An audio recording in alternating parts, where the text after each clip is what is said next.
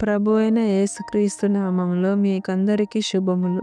నేటి దిన బైబిల్ వాక్య పఠనము మార్చి 31, 2026.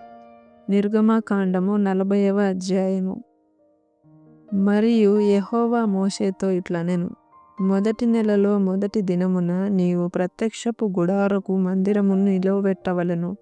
అచట నీవు సాక్ష్యపు మందసమును నిలిపి ఆ మందసమును అడ్డతెరతో కప్పవలెను.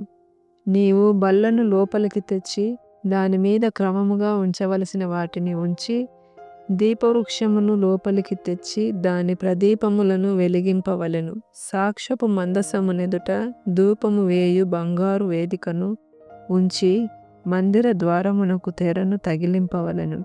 ప్రత్యక్షపు గుడారపు మందిర ద్వారమునెదుట దహన బలిపీఠమును ఉంచవలెను. ప్రత్యక్షపు గుడారమునకును బలిపీఠమునకును మధ్యను గంగాళమును ఉంచి దానిలో నీళ్లు నింపవలెను.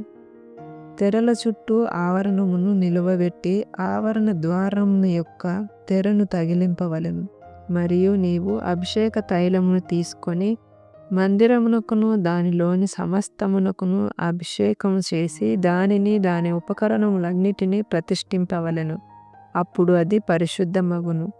దహన బలిపీఠమునకు అభిషేకము చేసి ఆ పీఠమును ప్రతిష్ఠింపవలెను.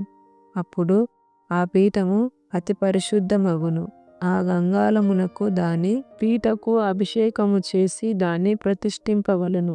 మరియు నీవు అహరోనును అతని కుమారులను ప్రత్యక్షపు గుడారము యొక్క ద్వారమునద్దకు తోడుకొని వచ్చి వారిని నీళ్లతో స్నానం చేయించి, అహరోను నాకు యాజకుడు అగునట్లు అతనికి ప్రతిష్ఠిత వస్త్రములను ధరింపచేసి అతనికి అభిషేకము చేసి అతని ప్రతిష్ఠింపవలెను.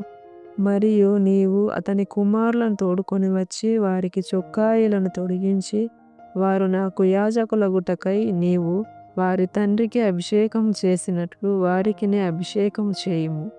వారి అభిషేకము తరతరములకు వారికి నిత్యమైన యాజకత్వ సూచనగా ఉండుననెను.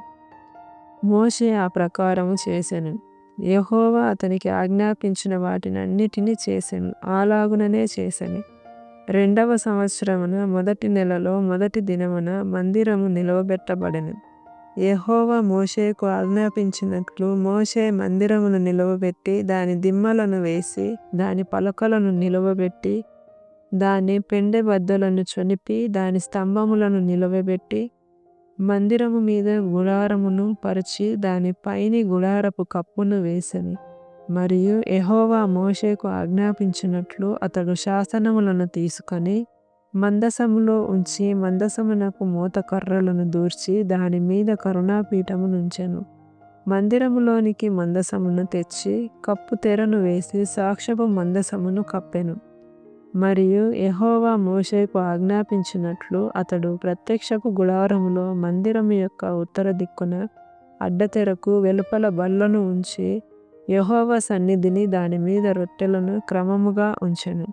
మరియు యెహోవా మోషేకు ఆజ్ఞాపించినట్లు అతడు ప్రత్యక్షపు గుడారములో మందిరమునకు దక్షిణ దిక్కున బల్ల ఎదుట దీపవృక్షమును ఉంచి యెహోవా సన్నిధిని ప్రదీపములను వెలిగించెను.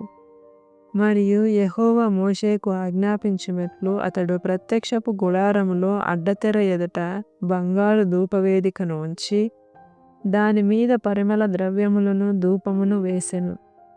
మరియు యెహోవా మోషేకు ఆజ్ఞాపించినట్లు అతడు మందిర ద్వారమునకు తెరను వేసెను.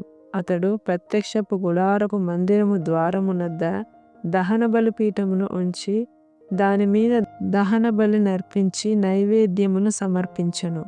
మరియు యెహోవా మోషేకు ఆజ్ఞాపించినట్లు అతడు ప్రత్యక్షపు గుడారమునకును బలిపీఠమునకును మధ్య గంగాళమును ఉంచి వృక్షాలను కొరకు దానిలో నీళ్లు పోసెను.